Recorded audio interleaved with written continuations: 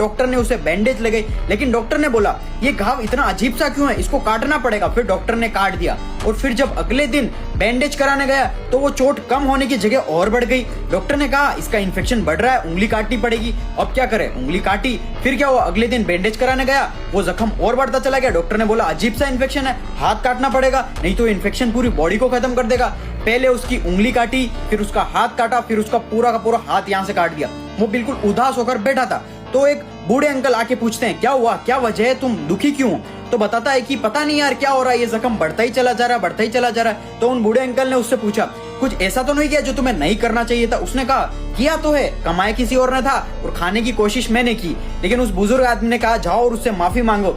फिर वो गरीब मछुआरे के पास गया और बोला ऐसा क्या किया तूने, ऐसा जो तेरी मछली तो ली थी मैंने, कि ये घाव मेरा बढ़ता ही चला जा रहा है और मुझे पूरा शरीर खत्म कर रहा है। अब उसने बोला मैं गरीब कमजोर इंसान क्या कर सकता हूँ, मैंने बस यूनिवर्स भगवान से इतना कहा कि उसने उसकी ताकत दिखा के मेरी कमाई छीनी थी, अब तू अपनी ताकत भी उसे दिखा। सो अब समझ आया, तुम मेरे कहने पर तुम्हारा पैसा गवा दो और फिर बद्दुआ तुम्हारी नेगेटिव एनर्जी मुझे ही अफेक्ट करेगी। I know the power of universe and I have my own ethics and principles because every money has their own energy. इसलिए वो लोग कहते हैं ना हराम का पैसा टिकता नहीं है। अब समझ आया तुम्हारे फेवरेट क्रिकेटर्स जो गैम्बलिंग बैटिंग प्रमोट करते हैं उनमें और मुझ में क्या डिफरेंस है। तो इसी वजह से मैं गैम्बलिंग बैटिंग एप्स प्रमोशन नहीं करता हूँ और इसमें तुम्हारे जीतने के चांसेस 0.00001% से भी कम है, यानी कि ना के बराबर है। इसलिए यहाँ पर पैसा मत लगाओ, स्किल स्ट्रॉन्ग स्किल सीखने पर फोकस करो, स्किल से डेवलप करो।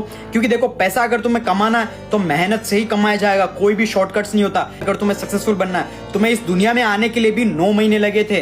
अब देख लो तुम तुम्हारे फेवरेट क्रिकेटर्स की बात मानना चाहते हो या मेरी बात मानना चाहते हो। मैंने सिर्फ और सिर्फ तुम्हारी वजह से रिजेक्ट किए सारे ऑफर्स।